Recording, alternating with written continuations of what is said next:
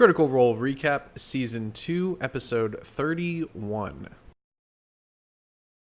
So this week, we picked up with the crew all back together after they've killed the Iron Shepherds, and they've returned to the Gentlemen with their charge in tow and have successfully completed all of their quests for the Gentlemen, got paid out a handsome sum, and then they spent about 2 weeks with downtime, where Matt had the players spend the previous week thinking about what they wanted to accomplish during those 2 weeks of downtime. As I said last week, that would almost certainly include shopping in Pumat's Soul, which it did. Pretty much the entire episode was taken up with going over what happened in the last 2 weeks, because everyone did have some little stuff they wanted to deal with, and so Matt kind of bounced around in timelines and worked with the different members of the group who had different things they wanted to accomplish.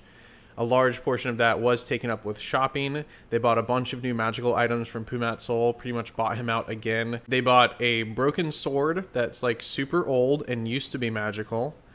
And they bought the bracers they'd been looking at for Bo that I think just give her AC +1. Her AC is 19 now total. They bought a cloak for Nott that I believe gives her advantage on stealth checks. Caleb bought all the supplies he needed to scribe over tons of different spells. He also bought 3 new spell scrolls, and he spent just a ton of money on ink and paper, basically brought Frumpkin back up in cat form, and he spent the week researching stuff and getting all of his spells finally transcribed over into his book, basically. Meanwhile, Bo spent a large portion of the week training with the monks at the library, so she took Caleb along and they kind of buddied up for a little bit, but she spent the time training and learning new monk skills and advancing herself. Ford went on a little trip on his own. He wanted to go hunt down some information about the jewel in his chest and about the note, the letter that they had found that was referring to it.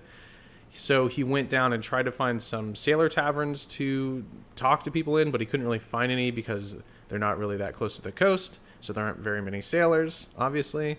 But he did travel down on his own, and he also kind of trying to deal with how he felt mentally about being captured and tortured for a couple days. He traveled down on his own for most of the time and then came back up, but he didn't really accomplish much of anything, and not much happened during that trip.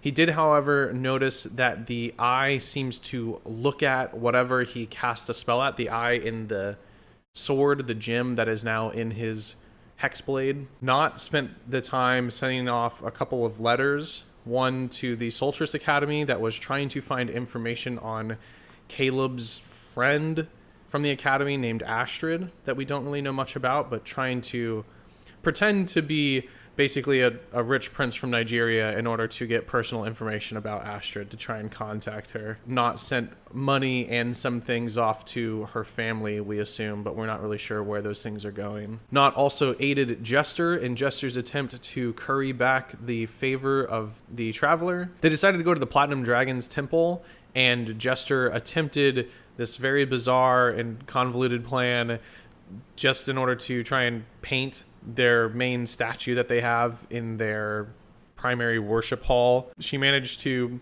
paint the most of it, and then a bunch of guards came by because of how weird they had been acting and how they had shooed people out.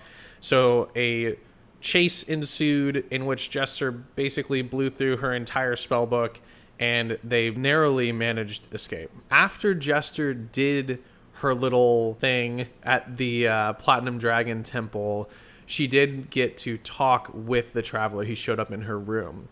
She was quite distraught about the fact that he hadn't saved her when she was captured, but he said he was there the whole time. He said that he was really proud of her and that she was his favorite. And then he asked to look at the object that they had picked up, referring to the dodecahedron.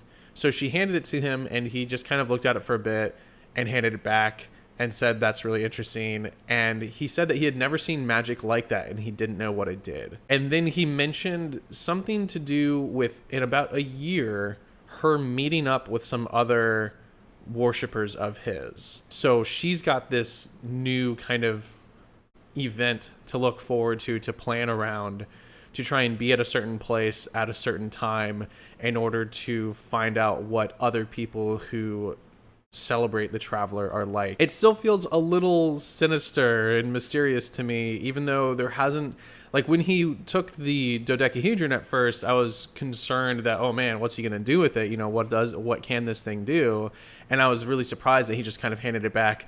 I don't know. I just don't trust the traveler yet. Caduceus bought some more cooking supplies and herbs and stuff and a hat. And he also tried to spend the week meditating to try and kind of come to an epiphany of what he should do next, where he should be. But he couldn't quite manage to do so with all the bustle of the city around him. So not much really happened for him. Jester also got her hand axe enchanted by Pumat's soul into a +1 hand axe. So at least now that is a magical weapon and it'll do a little bit more damage. So now she'll be able to do damage to creatures that are resistant to non-magical weapons. Also, Bo learned the ability to punch ghosts, so her fists also now count as magical weapons. So basically, everyone just kind of, spent their money for the most part. Nott and Ford should still have quite a bit of money. I don't think they really spent much at all themselves. And did a little bit of lore catch up and a little bit of backstory and just kind of chilled for a couple weeks. Not a ton happened per se, but that was the point of the 2 weeks. It wasn't really for things to happen. It was to move on to what was next. So then they spent the latter half of the episode, which it wasn't really half, it was more like a fourth because the first part was really long and they didn't take a break for a while, deciding what to do. And basically Ford said, well, I'd like to go down to the Menagerie Coast because the month that's mentioned in this letter about returning the Cloven Gem is the month that they're in. So he was hoping they could go and kind of tackle this problem before it becomes a problem, essentially. And so the rest of the group was pretty amenable to going along with Ford.